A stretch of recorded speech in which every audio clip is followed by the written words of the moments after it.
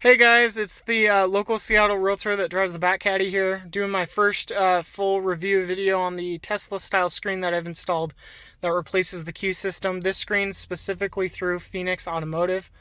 I know there's several other companies that I think that make this screen.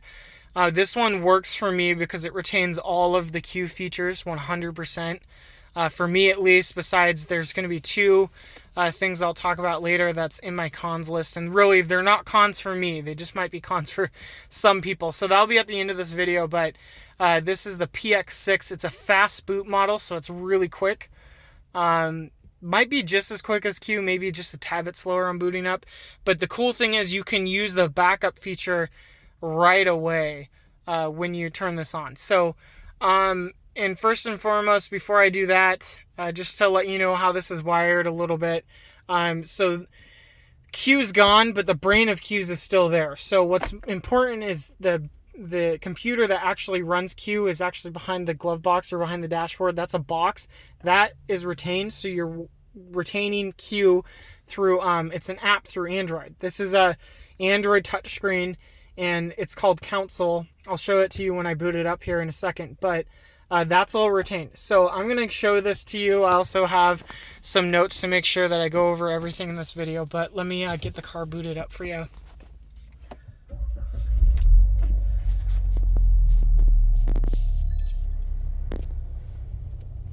You can change this background to anything you want.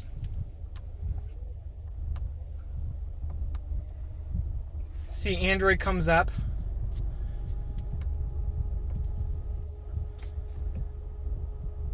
See how long it takes.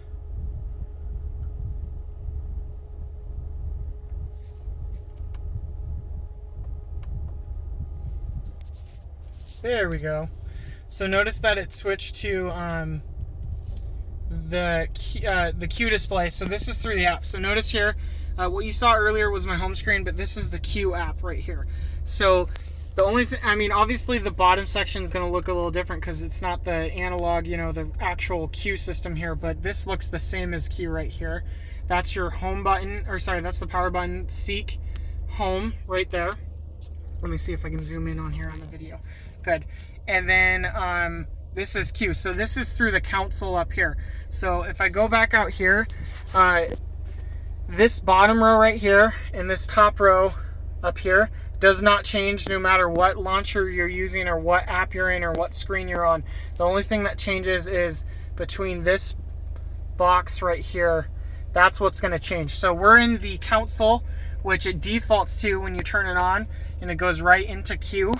I'm on some sort of radio station, but if I go to media, it's going to take me. It defaults to auxiliary sometimes, which is pretty nice.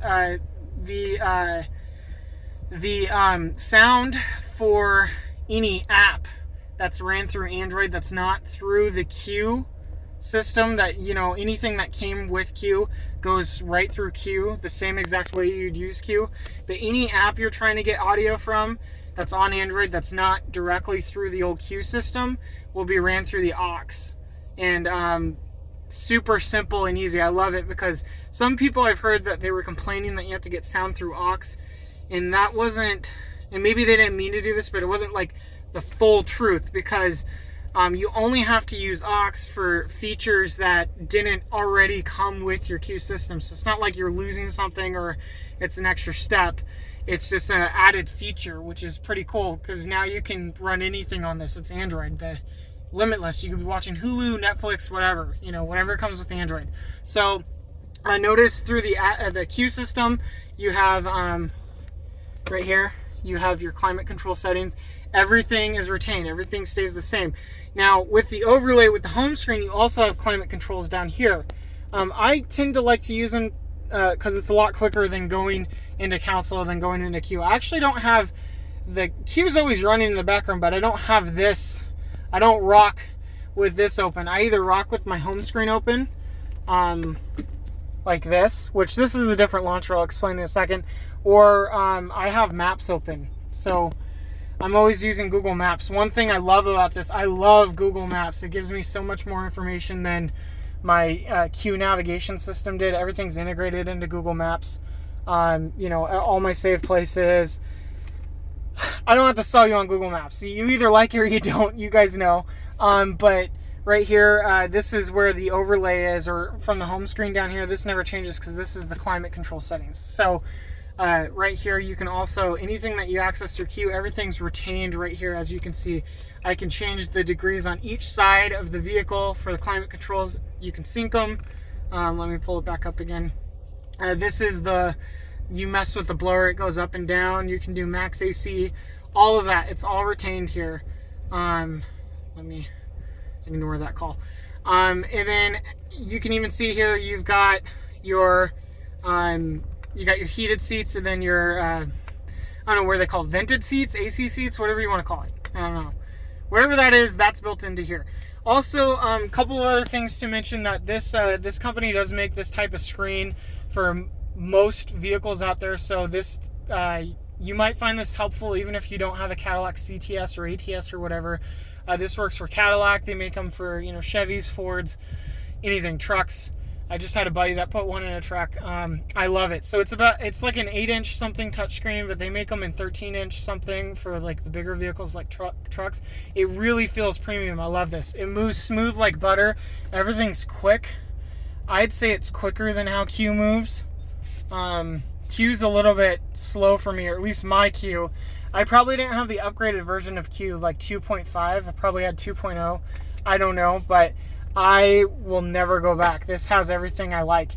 Lights. So I want to talk about light features. On right here, you notice you can mess with the light setting. It's not changing because it's not nighttime, right? But on Q, that dimmed here. So this is the independent now. So this is not going to affect this. What affects this is you can either press up here. When it's daylight out, you can make it darken, right? There's 3 settings.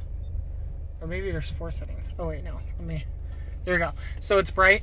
But notice if it's also hooked to my light.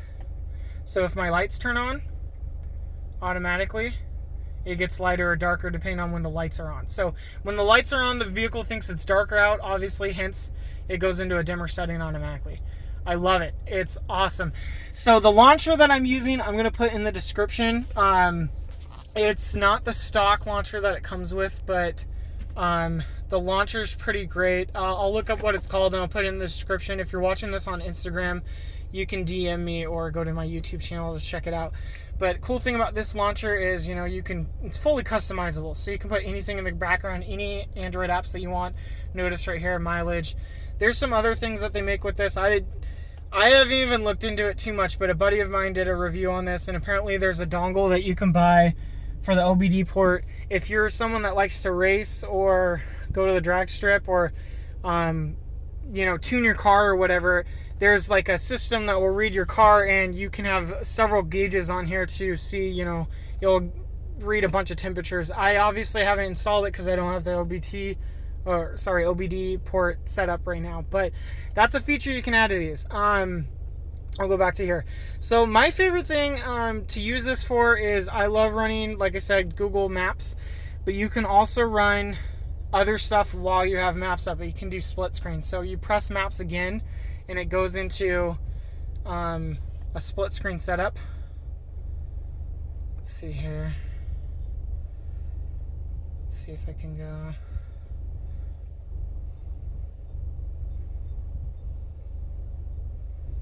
So go to a split screen setup,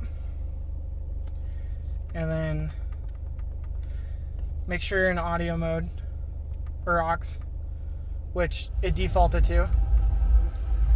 So I don't do this, but you could be driving around watching YouTube or Netflix. Bruce, please. I was wrong. And the sound's awesome. So it's going through the Cadillac Bose speakers, the 10 speaker setup, or whatever setup you have in your car, factory setup. There's no other speaker it's going through, so the sound's crystal clear. It's awesome. So if I tap this, let's see what happens. Nothing. Okay, so I haven't experimented with too much, like I said, because I don't do this, but there's other screens that I run on here. You know, you can put anything on here. It's Google. Think of the endless possibilities that you have with Android. Couple of more things that I wanted to go over just real quick. This the only downside that I see to using this is if you're someone that loved the wireless charging that came with the Q's hidden glove box or whatever it was called here. That's gone. So on the CTS we had that. I don't know if you had it on other models, but we had that hidden compartment that took up half of this Q.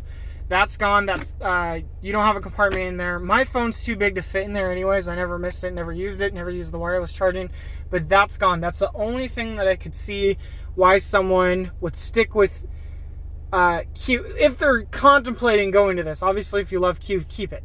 But if you were thinking on making the switch, but you just love that glove box, that this might not be for you. But instead, I know Q had that one USB in that hidden compartment, but instead I'm running, this comes with a USB tree that actually I've ran right in my glove box. So that's where all my wires are, so I can keep my setup super clean here. I don't have to use any of this stuff. Everything's wired behind there. Actually, even because I did this setup, I was easily able to wire my other goodies and devices I have on here. Here's my, I haven't shown you this, guys, but this is my exhaust cutout real quick, I guess. Whatever. This isn't even a part of the video, but that's all ran behind there now. So I've got that integrated here. I'm trying to think, was there anything else that I wanted to go over for you guys? I think that's about it. Oh, backup camera. Yeah, let me go over that real quick for you. So, backup camera is fully integrated. Let's go into reverse. Notice it comes right up. I can turn. Comes with all of that good stuff there. Back up. Go forward. See, it's instant. Now, let me, one last thing. Let me turn this off and then demonstrate the backup camera feature working while this boots up again. So, we're booting up. Oh, that wasn't enough time here. Let me shut it off. Let's give it a second. I might not be able to show it in this video because I don't want to wait 5 minutes or whatever long it takes for the power to fully die. But,